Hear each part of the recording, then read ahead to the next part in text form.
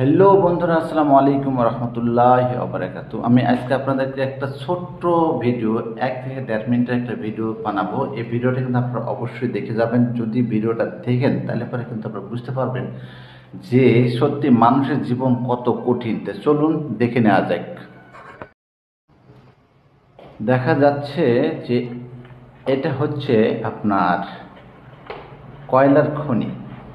দেখুন কত সুন্দরভাবে কত সরু রাস্তা চলে গেছে মাটির ভিতর দিয়ে। আহা, এই মাটির ভিতর দিয়ে রাস্তাগুলো কিন্তু সত্যি খুবই খুবই খুবই ভয়ঙ্কর। আমার কিন্তু সাহস হবে না এই গভীর এক গর্তের মধ্যে গিয়ে কয়লা উঠানো। সত্যি কয়লা যারা তোলে, কয়লা শ্রমিক যারা, তারা কিন্তু সত্যি বড়ই মানে জীবনের ভয়, তাদের জীবনে কোনো নিশ্চিত নেই। দেখুন কত গভীরে চলে যাচ্ছে। আহারে, এত গভীরে যেতেই আছে যেতেই আছে। যে ভাই এই গর্তের ক্যামেরাটা করেছিলেন, যিনি ভিডিও করেছিলেন, ক্যামেরা ধরে আছেন, লাইট নিয়ে যাচ্ছেন, সত্যি কত যে ভয়ঙ্কর একটা জিনিস।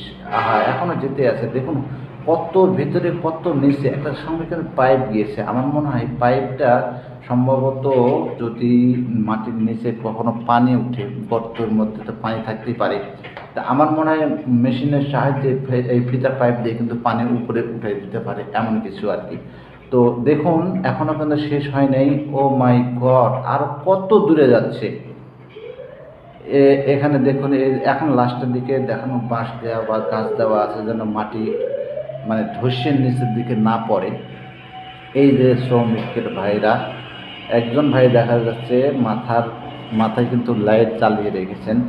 তারপরে এই যে দেখুন, ও মাই গড, কি যে কষ্ট। এত গভীরে এসে যে ওনারা এই কয়লাগুলো উত্তোলন করেন, কয়লাগুলো উত্তোলন করার কিন্তু একটা সাহস থাকতে হবে যে এত গভীরে এসে কয়লা উত্তোলন করতে হয়।